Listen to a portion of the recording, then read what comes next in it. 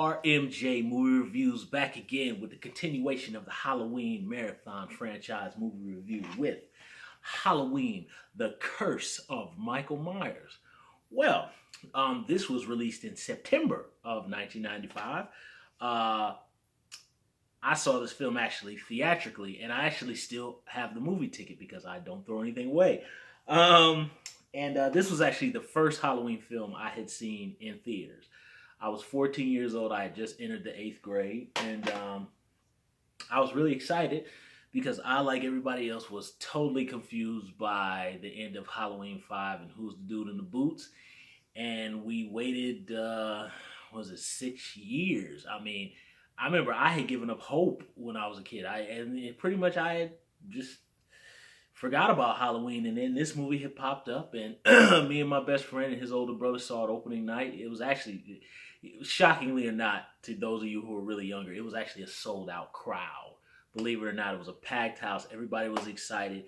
And about halfway through the movie, and by the end, this was the first film I ever saw theatrically where the whole audience booed, because everybody booed when for In Memory of Donald Pleasance came up, and I was excited because it was the first Halloween film I had seen theatrically, but I had two feelings about it. I was kind of amped because it was the first Michael Myers movie I had seen in years, and I had been waiting for it, and I got to see it in theaters, and that was just so great. But also, I was kind of like, did I miss something in the movie? Were things not explained? And my memory did not fail me. And when you look at the troubled production behind this movie, you can pretty much figure out why. Um, Halloween: The Curse of Michael Myers is a mess.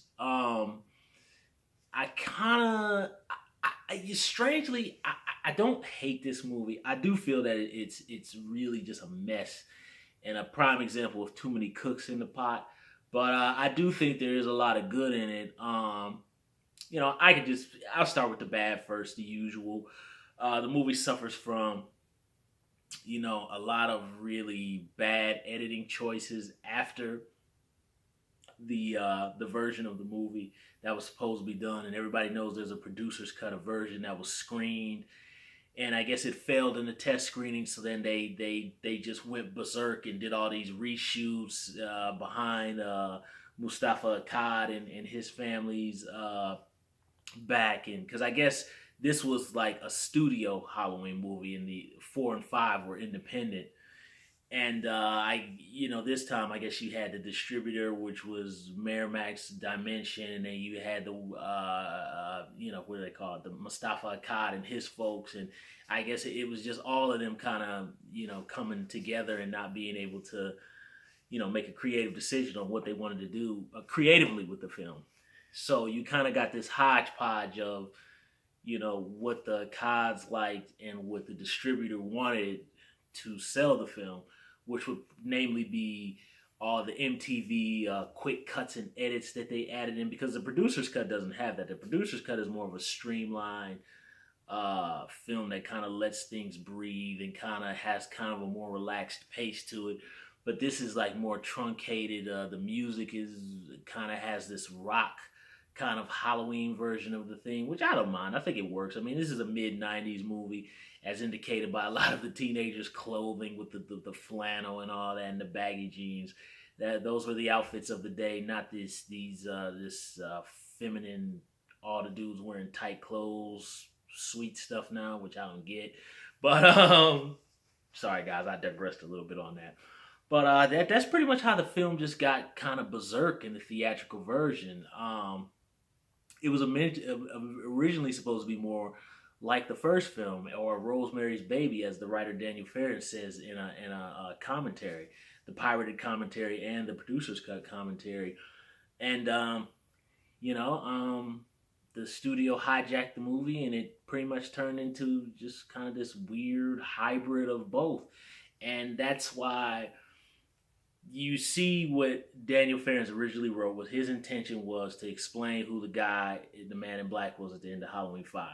This film, he was just spoilers. He was meant to be like the ringleader of this cult that like Celtic Samhain people who offer sacrifices on Halloween, and Michael goes into hibernation or something, and then this new kid Danny was supposed to take his. None of it makes any sense, and really I had trouble following it. Although the producer's cut, it's more clear what their motive is, but still it's still unclear. And this theatrical version just pretty much butchers it even more.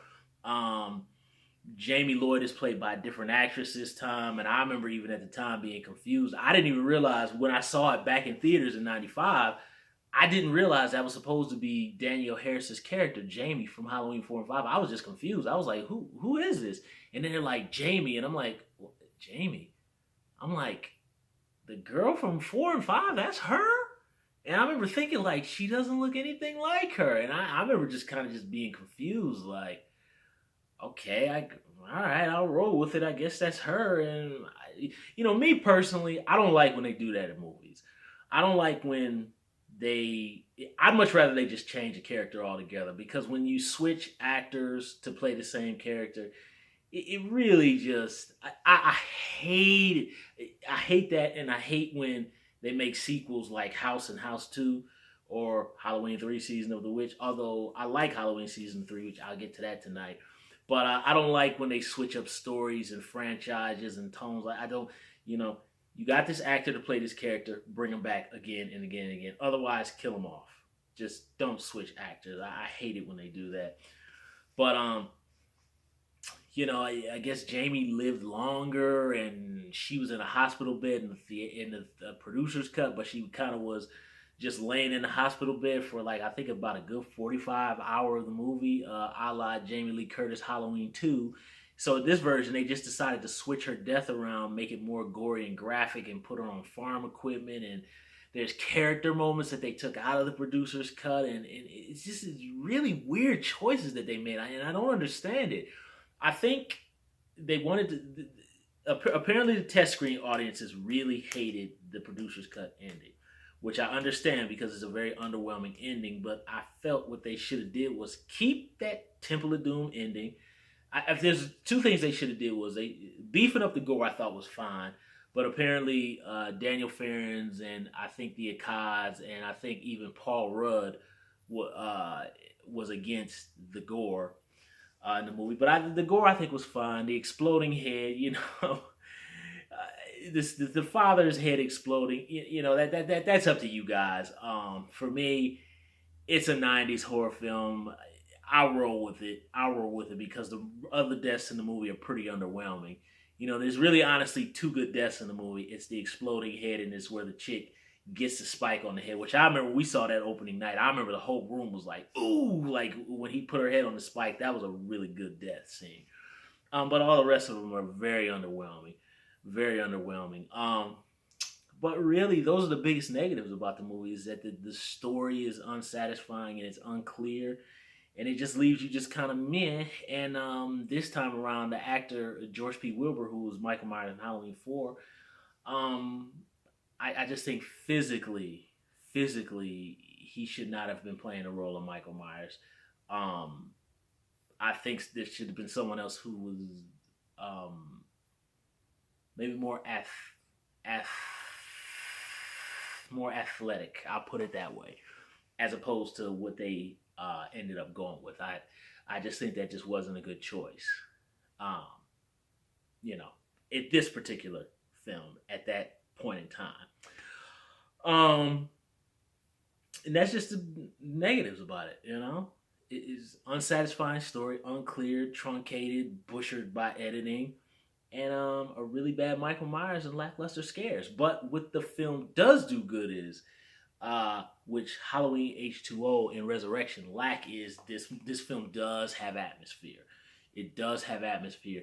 It's not a scary atmosphere, and it's not a dreadful or sinister atmosphere, but it does create this sense of just cold, autumny, just like I just feel like there's a lot of rain and leaves, and it does feel fall, and I love the color tone of this movie.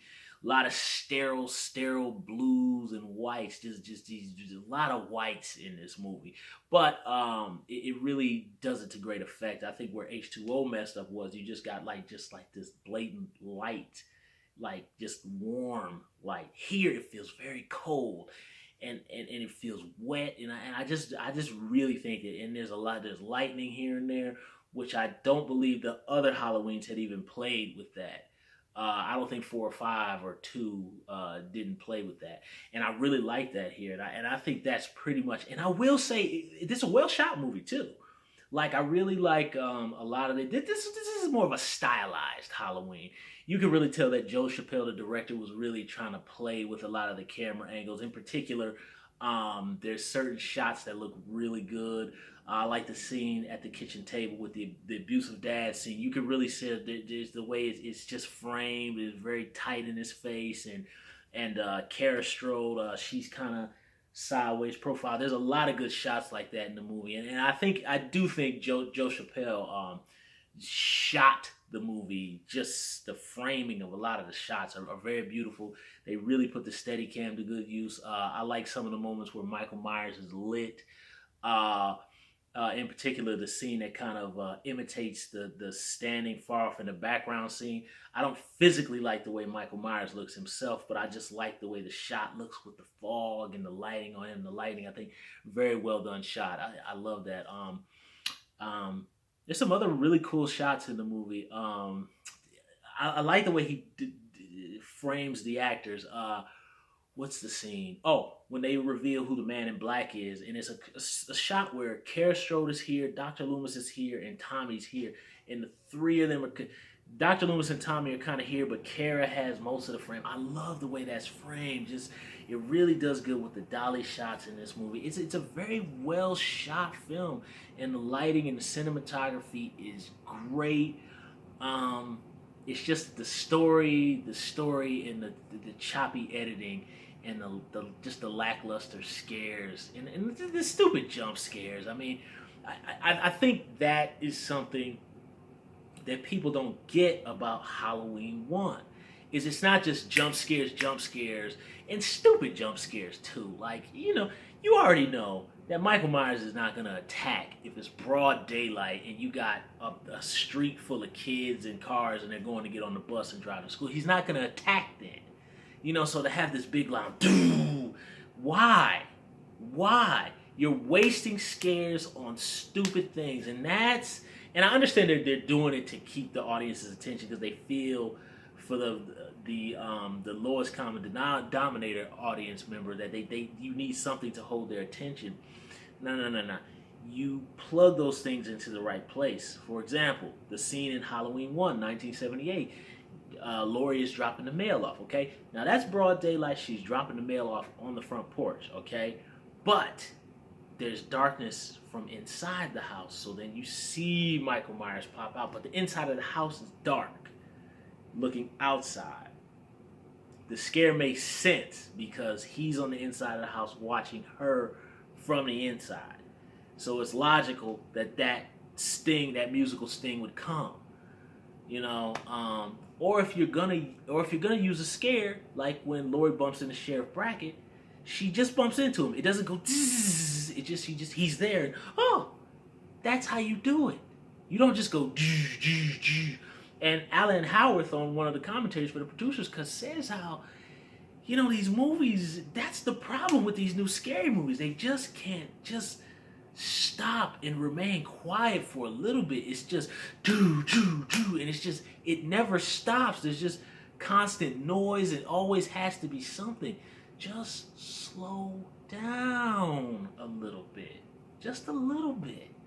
Breathe. Space the scares out and have the scares make sense to what the killer is doing. And don't just be throwing stuff in there and cats and garbage cans and musical stings all over the place. And it suffers from that too. But it's really sad that it was Donald Pleasance's last performance.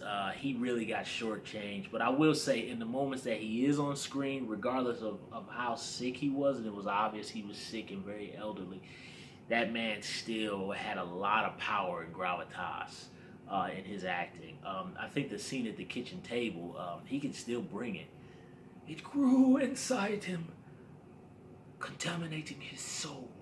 I mean, he still had it, you know. And in the producer's cut, I love where the sheriff guy, they find Jamie's body in the barn, and he goes, "We don't need your crackpot loony things," or whatever he says to him. He goes, "It's a ghost and it's a ghost that's dragging out of here," or whatever the line is. But he's Donald Pleasance, I don't know if he was 88 or 90 or whatever he was, but he still had that power in his acting. Sorely missed. Fantastic actor. But, yeah, Halloween, The Curse of Michael Myers, they really just butchered it, and it was really sad that it was Donald Pleasance's last movie. But, you know, to anybody's question, which version is better? Is the producer's cut or the theatrical version better?